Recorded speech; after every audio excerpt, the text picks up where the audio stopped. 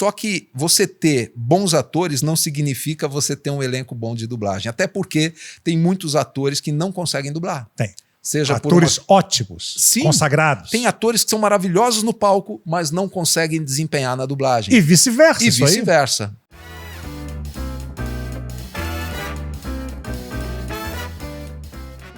Você tem hoje uma situação que você acaba... Eu acredito que o cara que encomenda a dublagem, ele não sabe que essas coisas estão acontecendo.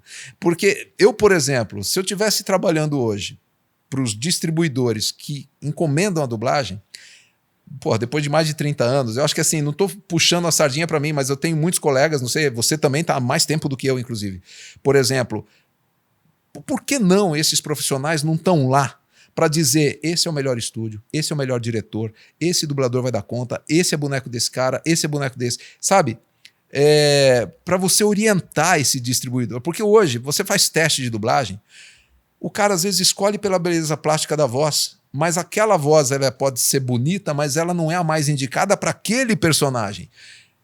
Para carga emocional, então, para característica dele, para... Né? Então tem uma coisa que o Wendel falou uma vez numa entrevista e eu acho muito pertinente. Tem muita gente hoje trabalhando nesses exibidores, nesses distribuidores, que tem o poder na mão de decidir, mas não tem o conhecimento necessário. E eles acabam fazendo escolhas que depreciam a qualidade e eles nem estão sabendo. O Mário Jorge, numa época que faz muitos filmes do Ed Murphy, John Travolta, Sim. No Rio ele trabalhava na Globo, onde ele fazia esse trabalho. Ele escolhia as vozes, os testes eram mandados para ele, e ele escolhia as vozes, ele dava... E aí, ele, com o conhecimento dele, falava, não, cara, esse cara tem uma voz até que pode condizer um pouco mais. Sim. Mas esse cara aqui vai vestir muito melhor. Exato. Então, eu acho que assim, esse é um exemplo. Eu acho que assim, óbvio que em todos os lugares, sempre que você tiver alguém nessa posição, vai sofrer críticas, vai sofrer, né, ataques, inclusive dos próprios colegas que gostariam de estar no lugar dele. Né? É natural isso. Agora, eu acho que assim, a gente não deveria prescindir de ocupar esses lugares, entende? Tipo, eu acho que seria uma escolha inteligente, um estúdio lançar mão, por exemplo, de um profissional da dublagem que possa indicar para ele os melhores lugares, que possa aferir a qualidade desses filmes que estão sendo feitos, sabe? Para você ter realmente uma coisa bem feita, né? Você teve, por exemplo, várias produções que eram originárias, por exemplo, porque basicamente, historicamente, a gente sempre teve, tradicionalmente, a dublagem fincada no eixo Rio-São Paulo. Se não era em São Paulo, era no Rio. Se não era no Rio, era em São Paulo. E hoje a gente tem espalhou, né? Você tem alguns nichos de dublagem espalhados pelo Brasil inteiro. Mesmo que ainda de forma tímida, né? Tímida. Que não se compara Exato. O negócio gira mesmo aqui porque no Rio. A indústria é muito forte em São Paulo e no Rio de Janeiro, e não é porque é panelinha, é porque aqui a gente forma o profissional da maneira mais adequada possível. Ele tem aqui a parte histórica, ele tem aqui os valores que fazem parte desse mercado. Aí quando você tem, por exemplo, um cara que não é do ramo, abrindo estúdio, por exemplo, em Campinas, que não tem o conhecimento necessário para fazer a direção artística dos trabalhos. E você tem Campinas, por exemplo, que eu reputo como um berço de grandes atores. Eu vim do teatro amador. Eu participei de festivais de teatro amador em São Paulo inteiro, na época que eu fazia. Eu via a qualidade dos atores de Campinas. Temos a Unicamp, que é uma escola de formação excelente de atores. Né? Conheci o campus lá uma vez. Só que você ter bons atores não significa você ter um elenco bom de dublagem. Até porque tem muitos atores que não conseguem dublar. Tem. Seja atores ótimos, Sim, consagrados. Tem atores que são maravilhosos no palco, mas não conseguem desempenhar na dublagem. E vice-versa. E vice-versa. Então, eu acredito que assim, você pegar um bom ator não é garantia que você vai ter um filme bem dublado. E você pegar um bom ator não significa que ele vai exercer um bom trabalho se você não tiver uma boa direção artística. E aí o que aconteceu? O público começou a reclamar da qualidade de alguns trabalhos que estavam sendo feitos nessa região de Campinas, por exemplo, e o trabalho passou a ser feito em São Paulo. os mesmos atores que já tinham papéis fixos numa série, por exemplo, bem dirigidos aqui artisticamente por um diretor profissional aqui, tiveram outro resultado, cresceram, você entende? Sim. Então, eu acho que você precisa, e a força do público nessa história, por exemplo, né? Que fez a qualidade do trabalho melhorar por uma exigência deles. Né? Claro. Que o público está exigente. Que o próprio exibidor não enxergou. O próprio exibidor não enxergou que poderia ser melhor. Às vezes, você tem exibidores, por exemplo, que tem um QC, que a gente chama, né? Que é o setor de qualidade.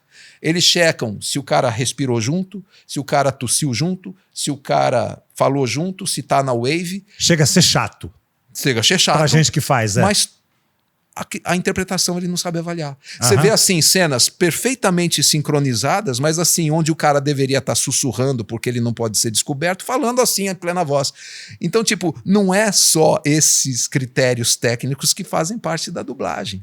Sim, né? sim. E é uma coisa que a inteligência artificial também não vai conseguir reproduzir, cara. A criatividade. Isso é que eu acho também que é uma coisa que vai nos proteger. Agora, essa coisa do eixo Rio-São Paulo, eu acho que ficou muito assim enraizado por causa das novelas.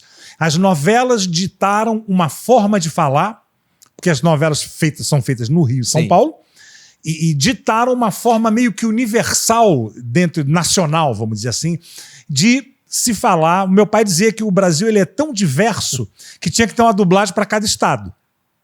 Né? Concordo. Imagina só o Titanic, eu sou o rei do mundo. Né? Cara, mas ficou esse padrão que é o padrão Globo Sim, é porque ficou padrão Globo porque a Globo fazia um trabalho de excelência, né? Nas coisas que exibiam lá, né? Não, e a Globo era o canal que 90% via, que eu acho assim, tudo era centrado ali. Agora com o streaming a coisa... E a gente precisa ter o nome do estúdio na abertura do filme. Precisa, não estão colocando mais. Não, a versão brasileira não existe mais. Por quê? Porque eles não estão colocando? Para esconder o fundo de quintal onde eles fazem algumas produções, sabe? Para esconder aquele estúdio de má qualidade, porque aí quando o cara só vai perceber que o filme não tem uma qualidade adequada depois que ele já viu alguns minutos. Sim. Entende? Então eu acho assim, o filme, quando antigamente você ligava a Globo e aparecia lá, versão brasileira Herbert Richards, você tinha certeza que você vai ver um trabalho bom. Uhum. Versão brasileira, Alamo, você tinha certeza que vai ter um trabalho bom. Entende? Então, o público tem o direito de saber onde foi feita essa dublagem. Aparece lá no final, mas quem é que vê crédito no final, cara? Também. E normalmente o do Brasil é lá no final, né? Não, você já reparou antes. Já reparou como sempre o crédito brasileiro vem depois, aí vem em polonês, em italiano, em japonês, não sei o quê, e vem no Brasil lá no finalzinho. E é a maneira que a gente sabe, a maneira que a gente conhece. Por exemplo, as placas sempre foi falada.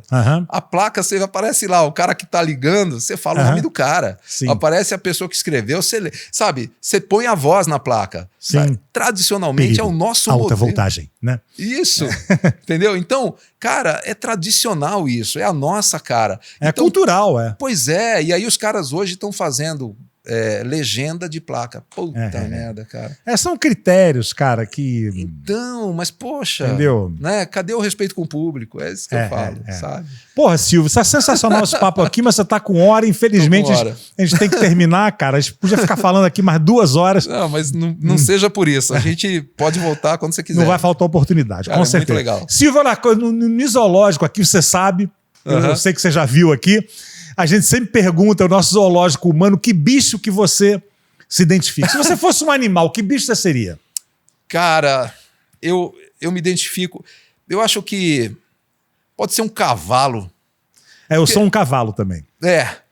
Porque eu acho que tem o cavalo no sentido do trabalho, né?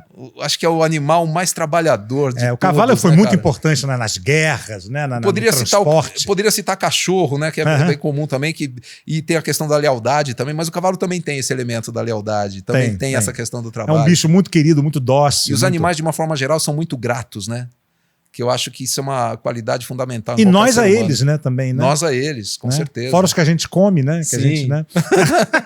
Com certeza. Imita um cavalo, então, pra eu ver. Faltou o ar. Tá bom esse cavalo aí, pô.